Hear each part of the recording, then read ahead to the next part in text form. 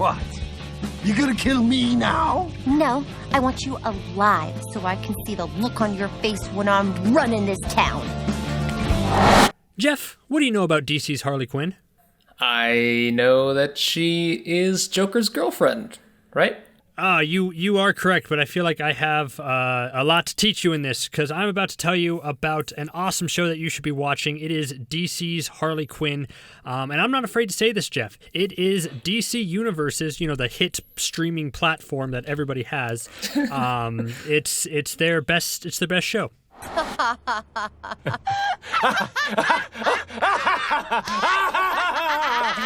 are we laughing? Even better than Teen Titans, or no, not Teen Titans. What was that show we used to love? Young Justice Season 3? Even better than that? Even better than Young Justice Season 3. This is better than Teen Titans Dark and Gritty reboot, and it's even better than the excellent Doom Patrol, which is actually a really good show. But Harley Quinn, this new take on DC's anti-heroine of the ages is awesome, and I really think you should check it out. What's that? They're waiting for the new recruits right next door? Looks like you better get in there. That's interesting. So I do have a question for you, Coby. Sure. What is DC's fascination with Harley Quinn all of a sudden? Because I know she had her own movie, which came out, and maybe you can say, is it good? Is that movie good? It was surprisingly good. I actually think it's, besides Wonder Woman, it is the DCEU's best movie. That's a hot take right there. It's a pretty hot take. Yeah, Wonder Woman is the high mark, and you can forget all the Superman, Batman movies because those are garbage. Obviously not Justice League. Shazam's like a good time, and Aquaman's like this really weird time. But Harley Quinn is both this mixture of good and weird, and it's a really fun time. Like, you watch it with a smile. Who's having a good time? Harley Quinn is worthy of having so much focus. So how did that movie didn't do very well though, right? Like, so why are they leading into Harley Quinn so much? Is it because, like, why are they hanging their hat on this? It seems like DC is just, they're trying to grab all the IP that they have and just like throw shit on the wall and see what sticks. So why Harley Quinn this time around? On paper, it should have been a slam dunk. Harley Quinn is one of the most popular DC Comics characters. She has really grown into her own. Jeff, do you know where she got her start? Batman? Yes, Joker? It is Batman, but where you're just naming characters. Do you know? Yeah. No, I don't know. Please enlighten me. She actually didn't get started in the comic book. She actually appeared first in Batman the Animated Series. That was her debut, so she didn't have a comic book origin. And then she was introduced in the comics. Harley Quinn is, I think, you could make the argument equivalent to the Deadpool in Marvel Universe. It's like the kind of out there, weird, quirky anti-hero. And she's great. So this has been happening for a while, is what I'm trying to say. I don't think it's all of a sudden Harley Quinn focus. I just think this is accumulation, A lot of chatter, a lot of heat. Like a cartoon version of Harley Quinn allows for things to be kind of out there, to be wild, to be vulgar, to be bloody, but also they're a cartoon, which is totally within Harley Quinn's realm. Okay. So what else is it? So there's an action, there's violence. All of the above. There's humor. It's actually super funny overall. But I think at its core, this is a story about liberation. At least that's what the first season was all about. Because you even said it first when I asked you what you knew about Harley Quinn. You said Joker's girlfriend. And very much now in today's day of age, she has moved past that. You're nothing without me! You always tried to make me think that, but it's not true. I have friends that love and care about me. I'm moving on with my life with the people that matter, and that ain't you, Puddin'. So the whole first season is about her breaking up with Joker. Is that right? She's already broken up with the Joker in the first episode, so the rest of the season is about her kind of trying to become her own type of crime boss, because Joker is obviously the biggest criminal in Gotham, and Harley Quinn really wants to make her own name for herself, so she has to establish her own ragtag group of villains to kind of be part of her crew and try to make it big, try to get people to fear her and know the name Harley Quinn.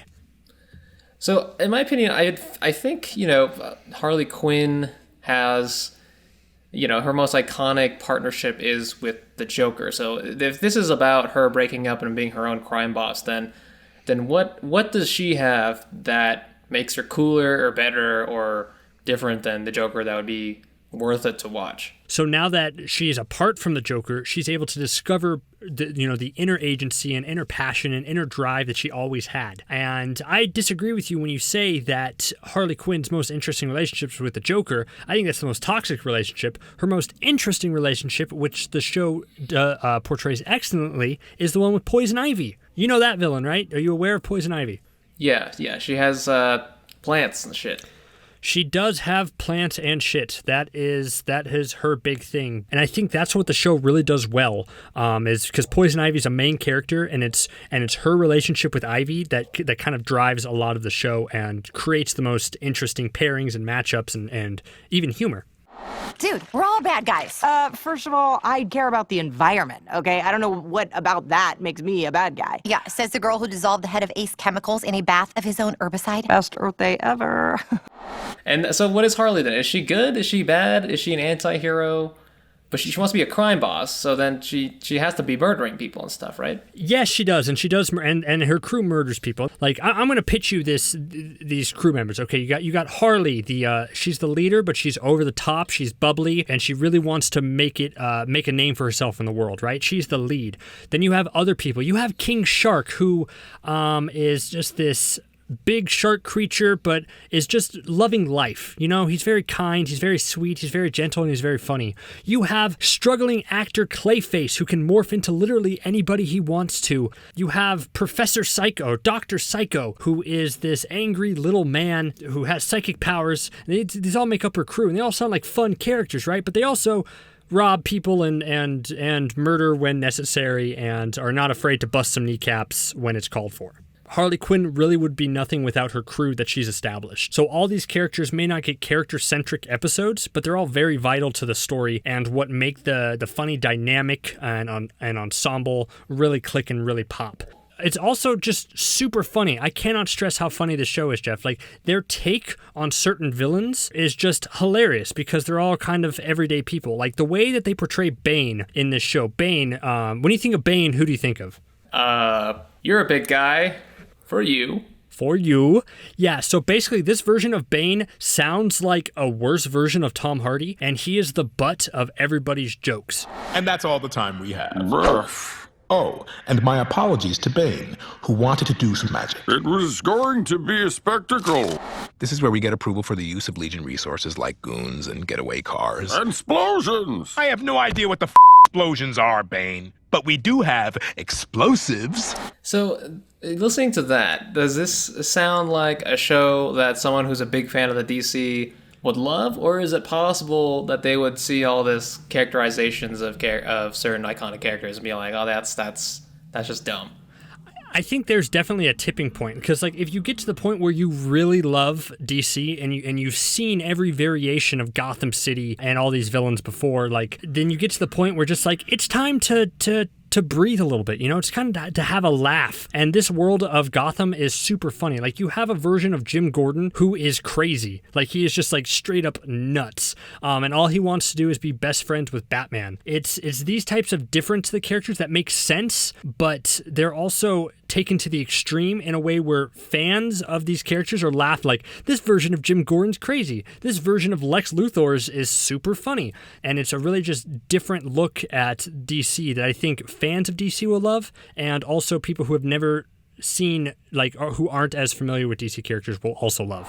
Are you tired of being a lousy sidekick? Abused, shit on, used as a human shield? Then come work for me. You'll get top dollar, great benefits, and I won't ever, knowingly, send you to your death. Wait, was she talking about a job where we don't have to jump into hell portals and definitely die? Oh, just shut up and jump. I'm definitely dying. It's at least worth checking out for fans of DC Comics and ones who just like really funny ensemble adult cartoons, because I think the adult cartoon landscape is kind of underrepresented. I can't say that word. Underrepresented. I sounded like a robot, didn't I? Underrepresented is underrepresented because like you have like Rick and Morty, right? That's like the watermark of adult animated cartoons, right? Pickle Rick, exactly. But I think Harley Quinn, even with just its first season and the start of its second, is like right up there. It's not as smart, but it's that type of bloody adult humor, but in cartoon form. All right, that sounds like a fun time. Jeff, you want to sign us off? Yeah, hopefully you guys enjoyed listening and / watching to this video. If you liked the video, you know what to do. Like, comment, subscribe, all that fun stuff, and we'll see you guys next time. See ya.